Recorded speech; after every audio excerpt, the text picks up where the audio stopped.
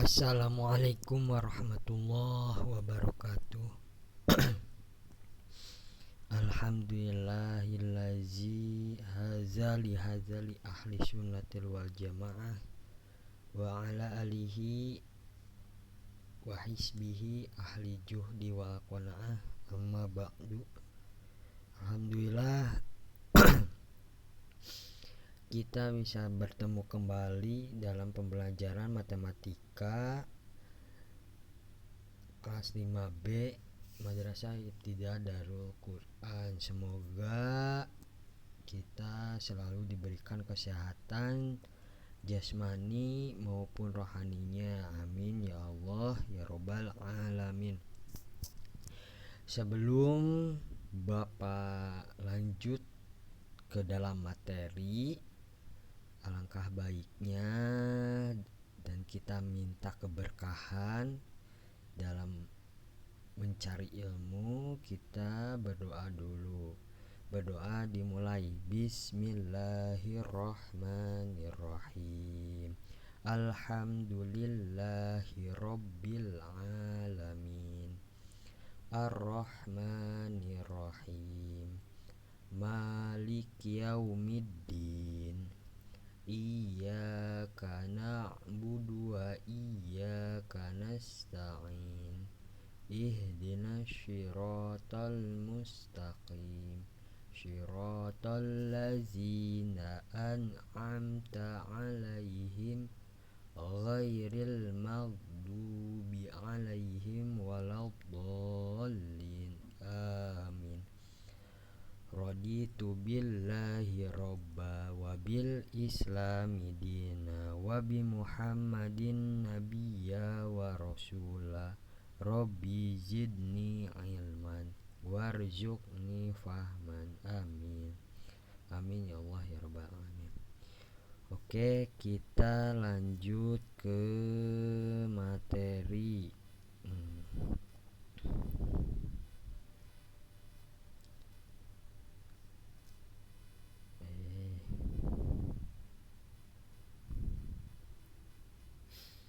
Kemarin kita belajar tentang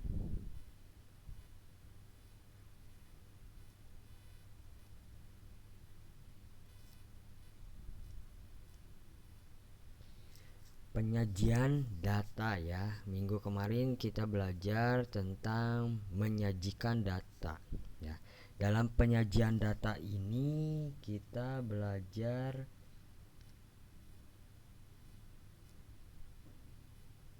dalam penyajian data kita akan belajar yang pertama itu minggu kemarin ya, kita menyajikan data dalam bentuk tabel. Nah, yang untuk sekarang kita belajar menyajikan data dalam bentuk gambar, piktogram ya. Terus yang ketiga kita nanti belajar menyajikan data dalam bentuk diagram batang ya. Terus yang keempat, yang terakhir ya, menyajikan data dalam bentuk diagram garis ya. Oke. Nah, Bapak pengen mengulang dulu yang minggu kemarin ya, kita belajar menyajikan data dalam bentuk tabel ya. Nah, data yang sudah dikumpulkan dapat disajikan dalam bentuk tabel. Penyajian data dalam bentuk tabel disebut juga dengan tabel frekuensi. Pada kolom nilai di tabel frekuensi dimulai dari nilai terkecil hingga terbesar. Ada ya di LKS halaman 36, kalian bisa buka. Nah, data yang telah disusun dalam tabel frekuensi dapat dibaca dengan diinformasikan kepada orang lain. Berikut adalah langkah-langkah membuat tabel frekuensi. Yang A, membuat tabel frekuensi yang terdiri dari dua kolom ya, dua kolom. Satu kolom berisi data dan satu kolomnya lagi berisi frekuensi atau jumlah suatu data tertentu. Selanjutnya bagian B, isikan data pada kolom data pengisian data. Diurutkan dari nilai yang paling kecil sampai data yang nilainya paling besar. Jadi diurutkan dulu ya, dari yang terkecil hingga yang terbesar. Terus bagian C-nya, isikan frekuensi dengan cara menghitung banyaknya nilai yang sama yang muncul pada data tersebut. Oke, lanjut. Contoh soal. Nah, di sini misalnya contoh berikut adalah data berat badan dalam satuan kilogram ya. Sekelompok siswa, misalnya di sini ada sekelompok siswa kelas 5B. Ya. Ada 35, 33, 34, 30, 37 dan seterusnya. Nah, yang jadi pertanyaan di sini, satu, sajikan data di atas ke dalam bentuk tabel. Kemudian tulislah informasi dari data tersebut. Ya.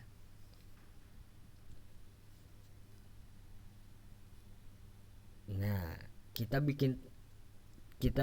terlebih dahulu kita bikin tabelnya dulu ya. Tadi cara bikin tabelnya kita bikin 2 kolom ya. Satu kolomnya untuk berisi data ya, ini yang berat badan sama jumlah frekuensi ya. Satunya lagi berisi jumlah atau frekuensi. Nah, habis itu kita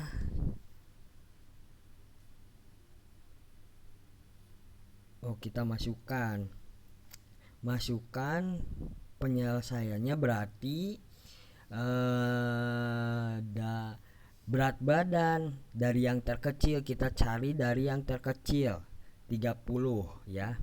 Di sini 30, 31, 32, 33, 34, 35, 36, 37, 38 ya. Di sini kita tulis nih di sini ya. Nanti kita tulis di sini misalnya berat badan yang ke satu, kalian bisa lihatlah di halaman 36 ya. 30 ya, berat badan siswa yang 30 ada berapa? Kita lihat, oh di sini cuma ada satu, berarti 30 frekuensinya 1. Terus 31 ada berapa? 31 berat badannya di sana ada 1 ya, kita tulis 1 di frekuensinya ya. Nah, untuk sekarang kita masuk menyajikan data dalam bentuk piktogram ya. Nah, diagram adalah sebelum masuk ke penyajian data dalam bentuk gambar piktogram. Nah, kita harus tahu apa sih diagram gambar itu. Nah, di sini dijelaskan ya di LKS halaman 37. Diagram gambar adalah diagram yang berbentuk lambang-lambang atau gambar-gambar. Jadi, diagram yang berbentuk gambar. Misalnya, gambar orang untuk menggambarkan populasi penduduk, atau gambar ayam untuk menggambarkan populasi ayam dan sebagainya ya. Lanjut. Nah, di sini ada contoh soal ya. Di halaman 37 ada, tapi berbeda sedikit. Berikut adalah data hasil panen jeruk di daerah Karawang selama 5 tahun terakhir.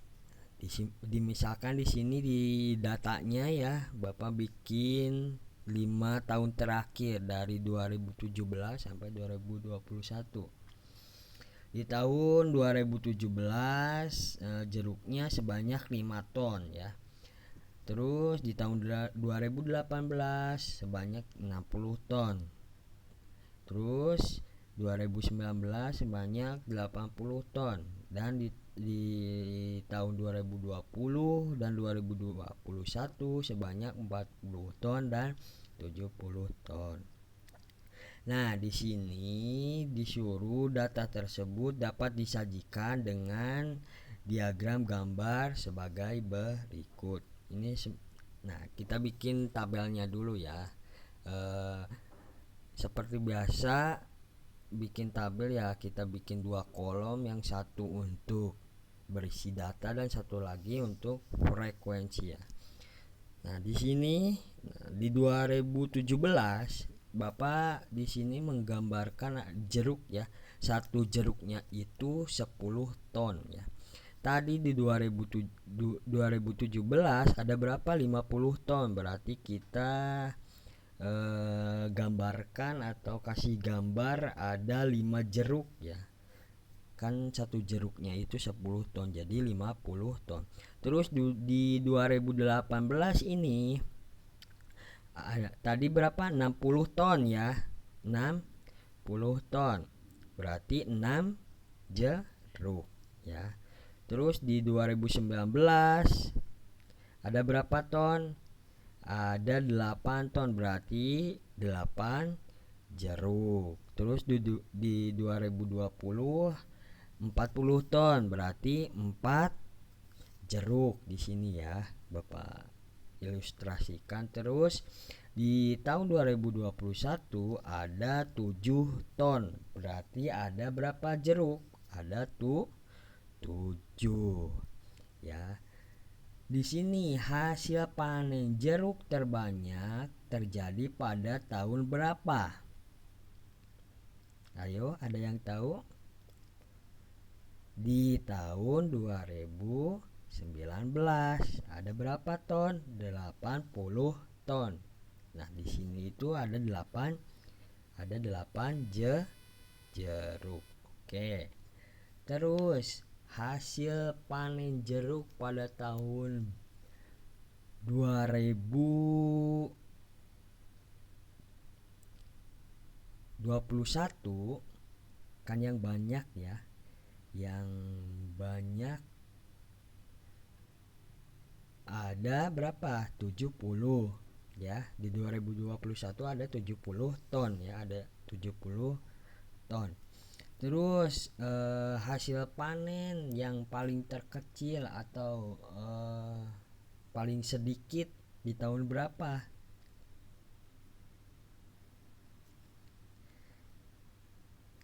Di tahun 2020 ada 40 ton ya, atau ada 4 jeruk ya. Nah, seperti ini ya, menyajikan data dalam bentuk piktogram ya. Kalian bisa dilihat di LKS-nya halaman 38 ya. Kalian bisa belajar. Terus nah, di halaman 41 kita masuk menyajikan data dalam bentuk diagram batang ya. Di sini dijelaskan ya, di LKS diagram batang adalah penyajian data dalam bentuk persegi panjang. Pada diagram batang, kategori data ditulis pada sumbu mendatar dan frekuensinya ditulis pada sumbu vertikal. Ya, di sini contoh penyelesaiannya sama ya kayak di LKS. Ada data pendapatan seorang nelayan dalam 1 minggu di hari Senin sampai Sabtu. Di hari Senin ada 60.000, Selasa 45.000, di hari Rabu ada 70.000, di hari Kamis ada 55.000, di hari Jumat ada 70.000, dan di hari Sabtu ada 40.000. Nah, di sini kita disuruh data tersebut dapat disajikan diagram batang sebagai berikut. Kita bikin diagram batangnya. Nah, seperti ini ya diagram batangnya ya. Di hari Senin di hari Senin itu 60 ya, 60.000 berarti 60 ya. Terus di hari Selasa 45. Terus di hari Rabu berapa? 70. ya 70.000 ya, berarti kita 70. Terus di hari Kamis 55.000 berarti 55. Di hari Jumat sama, di hari Jumat 70.000 ya, 70 sama kayak hari Rabu. Terus di hari Sabtu ada 40.000. Nah, dari diagram batang ini dapat kita ketahui pendapatan di hari Selasa adalah berapa ribu? 45.000. Terus pendapatan di hari Sabtu ada berapa? Ada 40.000. Nah, selisih pendapatan hari Kamis dan Jumat adalah 70.000 kurangi berapa? Hari Kamis dan Jumat. Kamis berapa? Kamis 55.000. Jumat berapa? 70.000. 70.000 dikurangi 55. Berapa hasilnya? 15.000 ya. Nah, kalian bisa lihat lagi contoh soalnya di halaman 42, kalian bisa belajar ya. Nah, untuk materi hari ini dicukupkan sekian. Mohon maaf bila ada banyak penyampaian yang kurang atau kurang dipahami. Kalian bisa menanyakan langsung aja ya di WA ke Bapak, diwaprikan aja.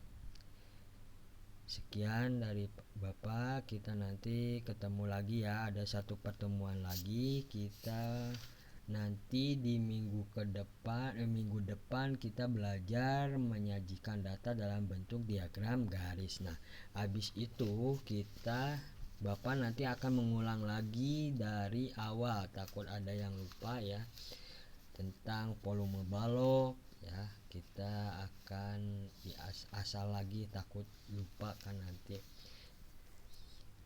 Sekian dari Bapak, wallahu muwaffiq ila aqwamit thoriq. Wassalamualaikum warahmatullahi wabarakatuh.